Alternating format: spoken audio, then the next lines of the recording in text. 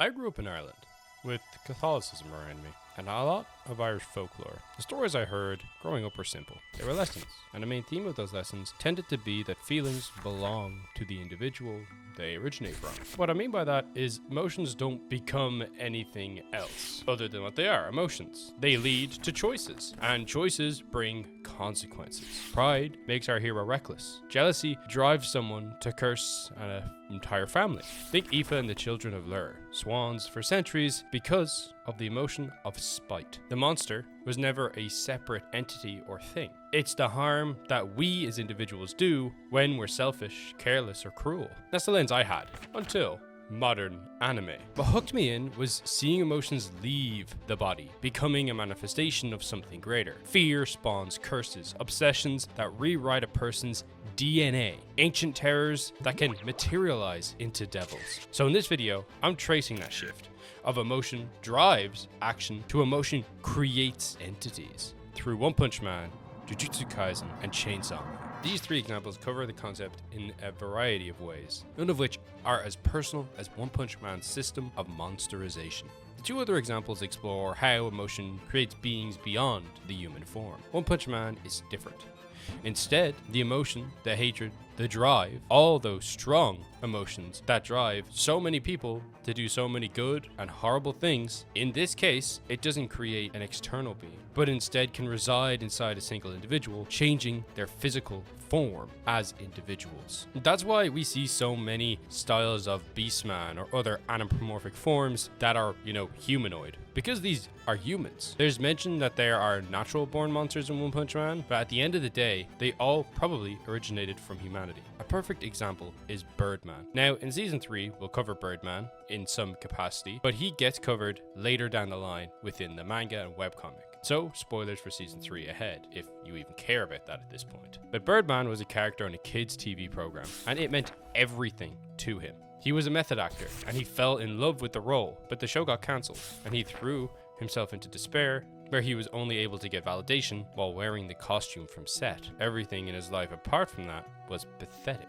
So he wore the costume everywhere, until it became part of his actual body, molded to him, until he and his costume were now one in the same, turning him slowly into the Birdman we see in season 2 and season 3. Now, Birdman is going to go through a character arc, a metamorphosis, through season 3. I won't be covering it in too much detail here, but needless to say, it continues that concept on how a change in worldview, goal, or extreme emotions can actively change a monster into a higher being and a person into a monster. Another example of this is, Garo. In season 3 so far, we've seen Garo mention the exact same thing about his clothes. They sunk into his wounds and that he can't seem to remove them anymore. Garo is also turning into a monster. We can see his strength feats have also increased. In episode 4, he one-shot an enemy that he had trouble with in the previous episode. He wants to become the ultimate hero hunter and has decided the best way to do that is to learn the techniques of the people he needs to defeat, starting with Bang, then Bomb, and even Dogman's techniques. He takes their form. But the point is that his metamorphosis is accelerating, and we see a change in his physical appearance. Blood wouldn't tint his hair for that long. This discoloration signals an ongoing monsterization. Garo's hair is permanently stained orange because of monsterization. And for example, in this shot, his muscles aren't just freaking out because, he's a buff guy on roids or something. It's because something is actively happening within his body. He's turning into a monster. Now, it seems that pretty much every monster in One Punch Man seems to have originated from a human, and if they're not human, they experience the same type of change that humans do while they go through monsterization. The same biological reaction. At least this is Dr. Genesis' theory. This is a really interesting tool for an individual because it actively makes their appearance reflect their story arc. A quick example would be Super Alloy Darkshine. He started off as a wimp, a little Asian boy, by the way, but who wasn't strong at all, but through obsessive hard work and deep anxiety became the monolith he is today. The only reason he was able to do this was because he remained undefeated every time he was challenged, never taking a fight or opportunity he knew he couldn't prevail in. This granted him unfathomable amounts of arrogance, believing himself to be untouchable, to be super alloy. This is why he has this bronze exterior. It's a shield that he uses to block everything out from his true self. His super alloy shell protecting the pathetic, weak man underneath. And this isn't something he puts on himself. It's not moisturizer or some type of bronzer. It is monsterization in action. And many of the S-class heroes have this element of monsterization. The difference is humanity as a whole accepts them. They look close enough to the average human to pass as a hero rather than a villain.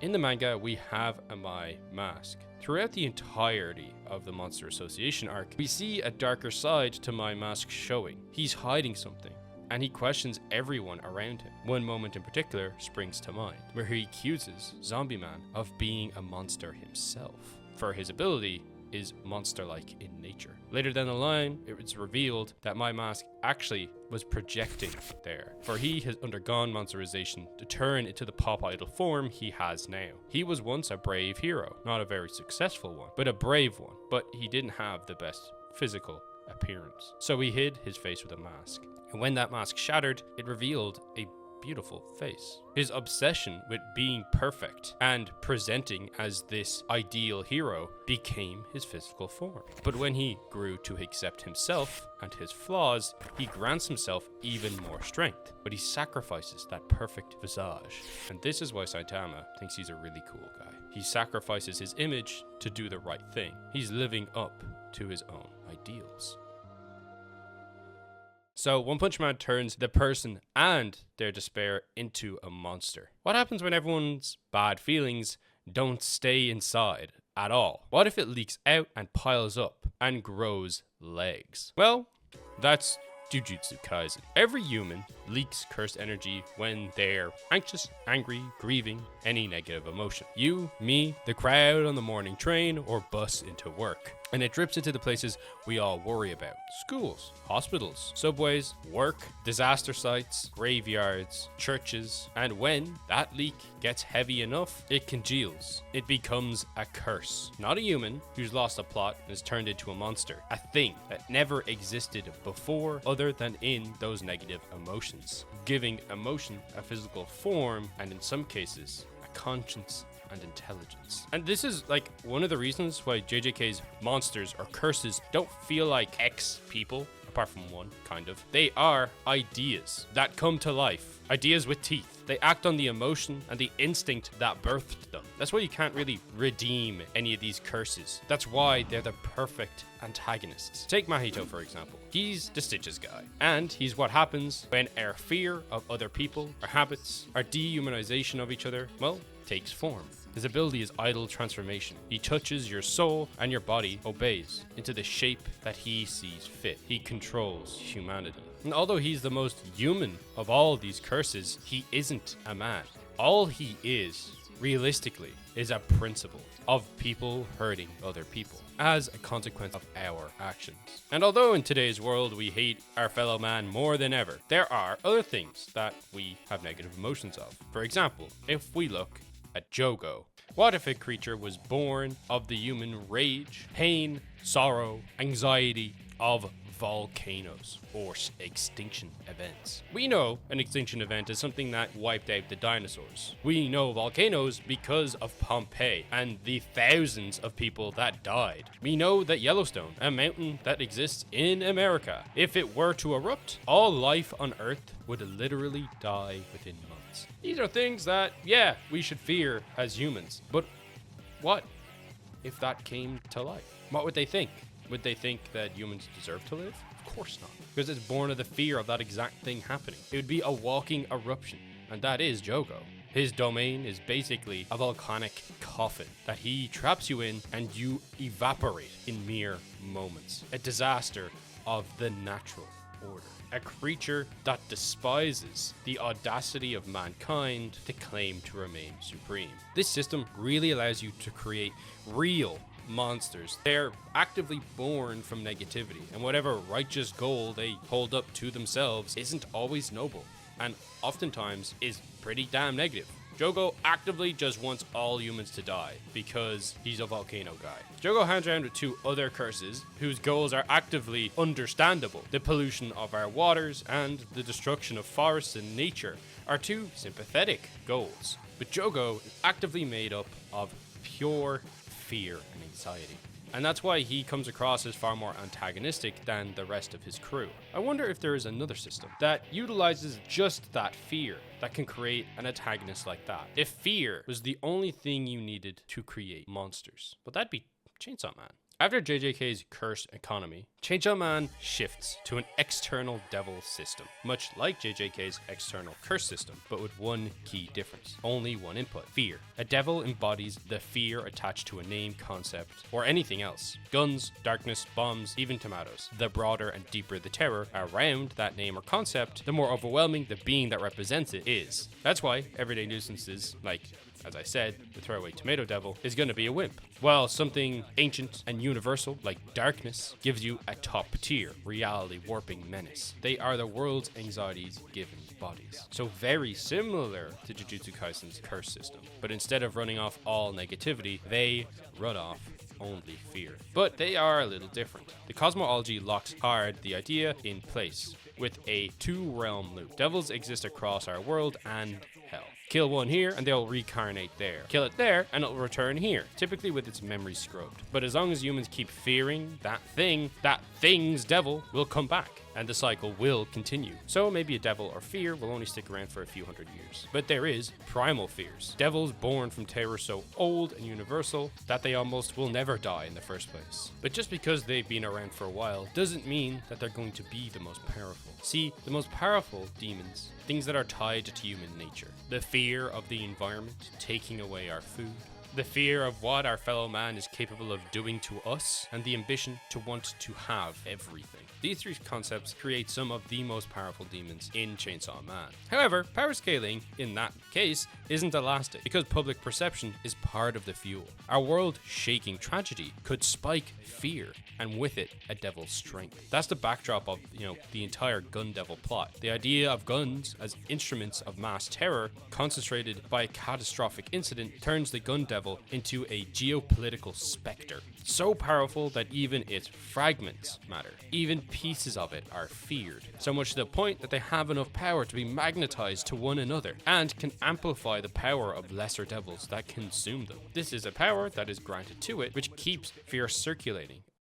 Devils interact with humans in three distinct ways that can make the system feel uniquely transactional. First, there's contracts. See, a devil hunter's bartering power have concrete costs most of the time, which tend to be, flesh, senses, or their lifespan, or an ongoing service in some unique cases. Second are fiends, where a devil possesses a corpse, inheriting a mangled version of its power through a human's brain filter. Power is a fiend, the blood devil that took the body of a woman who died in the woods. But third are hybrids, a rare fusion where humans retain agency but can transform at will into a devil, like Chainsaw Man, Katana Man, or Rise, the bomb devil, blurring the lines between hunter and the hunted. And devils and hybrids alike will heal from consuming blood, which keeps fights messy. And although this power system in Chainsaw Man might feel messy, it's fascinating what people are able to come up with. So many different methods of using a similar idea. That was fairly new to me as a viewer, or, reader. Some might see this as heavy-handed, taking things too literally. Usually emotion makes the monster because the emotions drive you as an individual to do something horrific or horrible. Pride can bring you to belittle someone, ruining their life. Anger can bring you to hitting someone, actively harming them. Envy can lead you to steal something that doesn't belong to you. Actions that can have long-lasting effects, and in some cases, turn you into someone else's monster. So it's really interesting to see a more literal take of the man-made monster. Oh, not as literal as Frankenstein, but more literal than the man-made monster. So, to summarize, in One Punch Man, monsters are mirrors. People wear their own failings on the outside. So every transformation is essentially someone's private crisis, consuming their physical form. In Jujutsu Kaisen, the blame spills outwards. Our shared resentment and grief congeals into creatures that can be simple, patrolling hospitals and schools, or creating the very extinction events that we fear. And Chainsaw Man completes that triangle by turning that fear into a marketplace. Devils rise and fall, power scaling with public perception. But whether a monster comes from any of these manga or anime, one thing is clear: we create the monsters.